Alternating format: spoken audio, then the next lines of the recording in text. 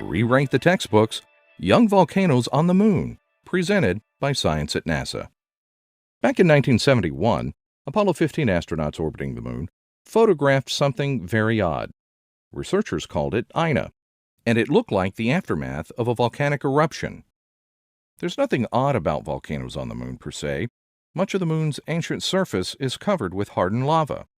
The main features of the Man in the Moon, in fact, are old basaltic flows deposited billions of years ago when the Moon was racked by violent eruptions. The strange thing about Ina was its age. Planetary scientists have long thought that lunar volcanism came to an end about 1 billion years ago, and little has changed since. Yet Ina looked remarkably fresh. For more than 30 years, Ina remained a mystery, a one-off oddity that no one could explain. Turns out the mystery is bigger than anyone imagined. Using NASA's Lunar Reconnaissance Orbiter, a team of researchers led by Sarah Braden of Arizona State University has found 70 landscapes similar to Ina.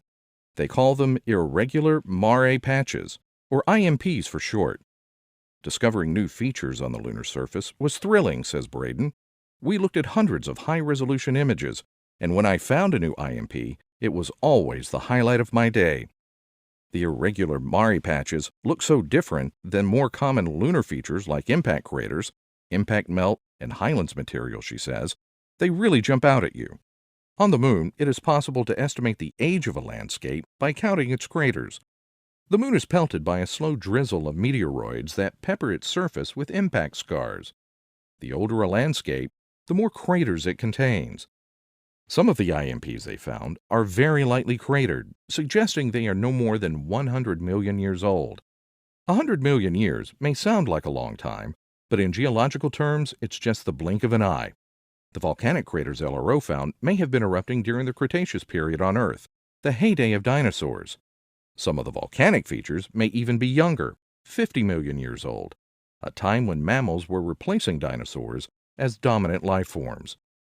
This finding is the kind of science that is literally going to make geologists rewrite the textbooks about the Moon, says John Keller, LRO project scientist at the Goddard Space Flight Center. IMPs are too small to be seen from Earth, averaging less than a third of a mile, about 500 meters across in their largest dimension. That's why, other than Ina, they haven't been found before. Nevertheless, they appear to be widespread around the near side of the Moon.